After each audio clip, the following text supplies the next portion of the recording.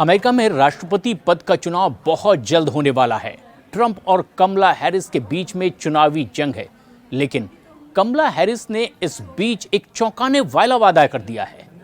एक रिपब्लिकन को बनाऊंगी मंत्री। कमला हैरिस का यह सबसे चौंकाने वाला वादा है। कहा, अगर मैं राष्ट्रपति बनी तो विपक्षी पार्टी के एक नेता को मंत्री बनाऊंगी और अपनी कैबिनेट में शामिल करूंगी। वो नेता डोनाल्ड ट्रंप की पार्टी से होगा। राष्ट्रपति चुनाव से पहले ही कमला हैरिस ने ये एक बड़ा वायदा किया है। हालांकि इसे लेकर के हर किसी को अमेरिका में आश्चर्य भी हो रहा है। उन्होंने वायदा एक इंटरव्यू के दौरान किया। दरअसल अमेरिका में इसी साल राष्ट्रपति के चुनाव होने वाले हैं और जिसे 2 महीने से भी अब कम का वक्त बचा हुआ है। और जैसे जैसे चुनाव की तारीखें अब नज़दीक आती चली जा रही है, वैसे वैसे कमला हैरिस और डोनाल्ड ट्रंप के बीच चुनावी लड़ाई और ज़्यादा तीखी होती दिखाई दे रही है, दिलचस्प भी होती जा रही है।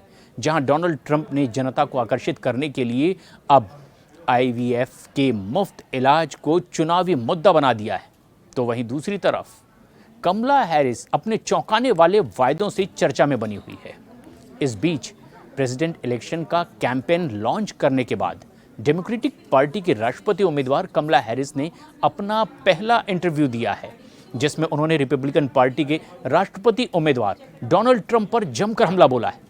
उन्होंने नस्लीय टिप्पणी करने पर ट्रंप को कड़ी फटकार भी लगाई है। उन्होंने ट्रंप की तुलना पुरानी और धूल खाती हुई किताबों से की है। अपने इंटरव्यू के दौरान कमला हैरिस ने किन किन सवालों का जवाब दिया, ये भी आपको बताते हैं, और आखिर उनके जवाबों से इतना हड़कंप क्यों मचा हुआ है वो भी आप सुन लीजिए। 5 ऐसी अहम बातें। उनसे पहला सवाल यह किया गया कि अगर आप राष्ट्रपति बनती हैं अमेरिका की तो पहले दिन क्या करेंगी।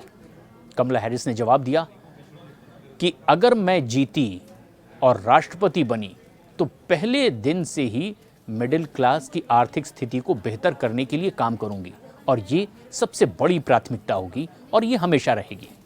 रोज़मर्रा की चीज़ों को सस्ता करूंगी ताकि मिडिल क्लास का आर्थिक बोझ कम हो सके।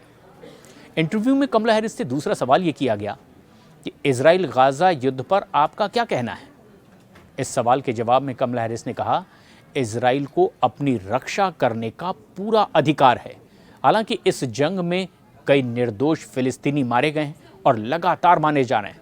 ये जंग अब रुक जानी चाहिए।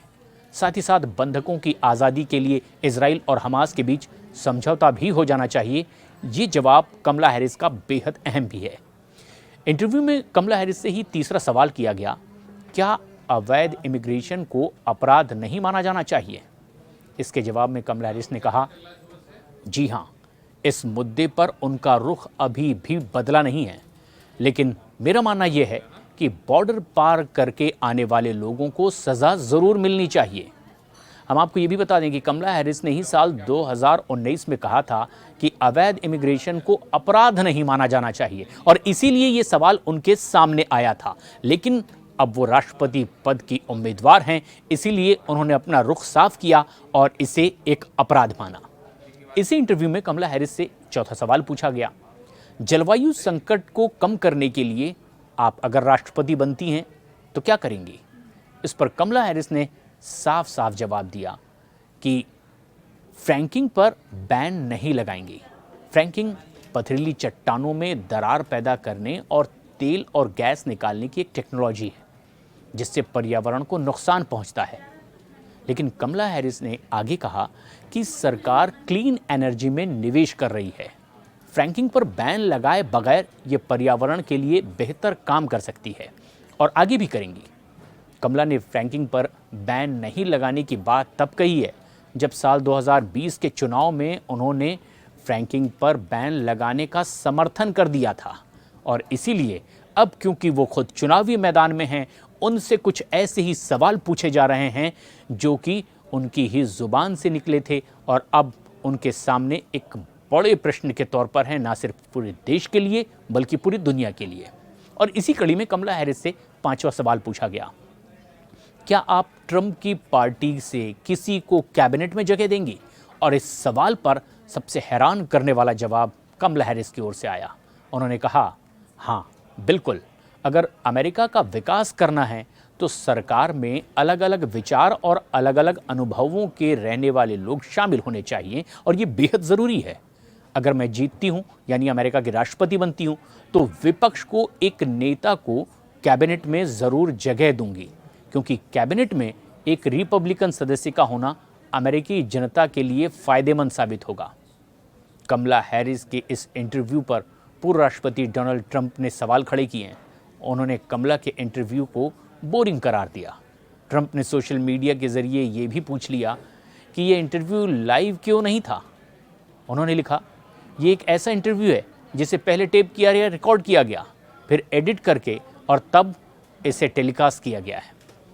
ऐसा इसलिए हो रहा है क्योंकि कमला हैरिस में लाइव इंटरव्यू देने की हिम्मत नहीं है। ट्रंप ने ये एक बड़ा आरोप लगाया और उन्होंने ये भी कहा कि ये बात मैं पहले से कहता आ रहा हूँ। हम आपको ये भी बताएं कि अमेरिका में राष्ट्रपति चुनाव आगामी 5 नवंबर को होने हैं और इसे लेकर दोनों ही मुख्य पार्टियों ने प्रचार प्रसार तेज कर दिया है।